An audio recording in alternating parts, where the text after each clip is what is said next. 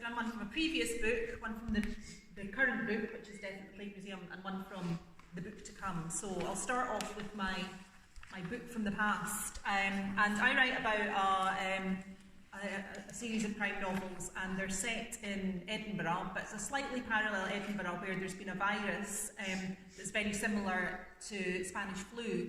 I don't know if anybody knows anything about Spanish flu in the audience, apart from people who've been to my events before and have heard all this. But it happened at the end of 1914-18 war, and it killed more people worldwide than the war did, so it's quite often referred to as a forgotten pandemic. And you think, well, how would the world react if we had a flu epidemic on that scale now? How would the government respond? And in my thinking, the government would respond by trying to bureaucratise it, governments tend to do, and we would have to go for a monthly health check every month, and if we didn't turn up for the health check, obviously somebody would have to go and find you and track you down. And this is my starting point for the novel, is that we have the health enforcement team, who are the people that come looking for you if you haven't turned up for that. And most of the people that don't turn up for health checks are people who have chaotic lifestyles and can't remember that they need to be there once a month.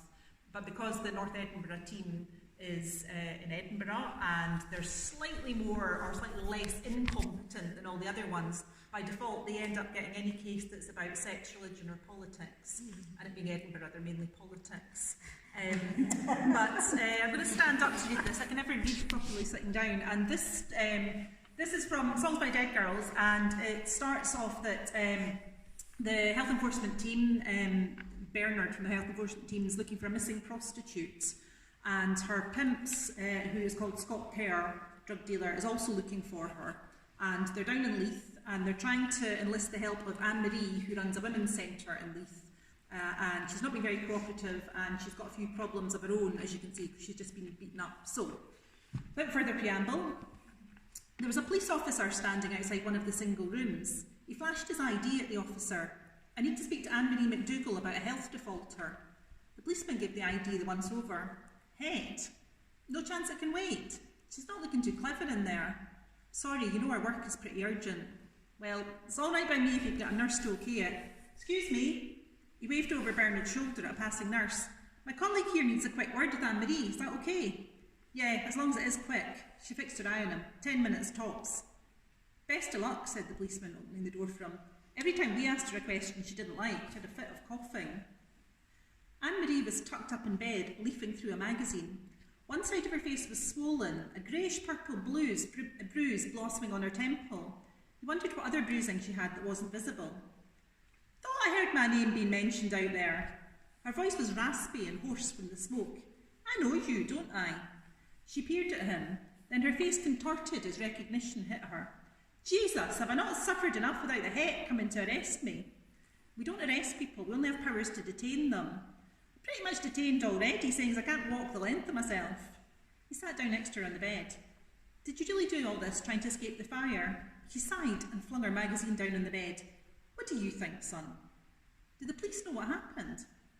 "They have their suspicions. I tried to tell them it was a toaster fire, but they know my reputation for pissing off the wrong people, so I don't think they entirely believed me." "Is Alessandra, or whatever her real name is, okay?" She shrugged. "I'd imagine she's in better shape than me at this precise moment." "Where is she?" Anne-Marie looked up at the ceiling of her room and laughed. "Ha! Remind me what your name is, son." "Bernard." "And are you married, Bernard? Got any kids?" "Married, no kids." "Now, just let me guess what happened since I last saw you. Scott Kerr and his pals paid you a visit and threatened your wife if you didn't tell them where to find Alessandra." He nodded. "You're out on a few of the details, but the general thrust is correct." "Aye, son, I'm seldom wrong." She stared at him, one eye big and bright, the other swollen half shut. "So, now you're here, looking for a last known address so you can get him off your back." "No." Bernard was horrified. "I want to know she's safe. I'm not about to offer her up as a sacrifice." "Aye, son, of course not." She looked sceptical. "I give you my word. I'm here to help Alessandra." "I wouldn't entirely blame you if you were, son. As my current state of health shows, Kerr's a nasty bastard. So was his grandfather, mind you, but I could work with old dog. I kept his girls healthy and out the way of the police as much as I could, which was good for him because it kept them earning. Young Scotty doesn't see it like that, though. Too busy throwing his weight around trying to impress that Glaswegian lot. The bars. Aye. She started coughing.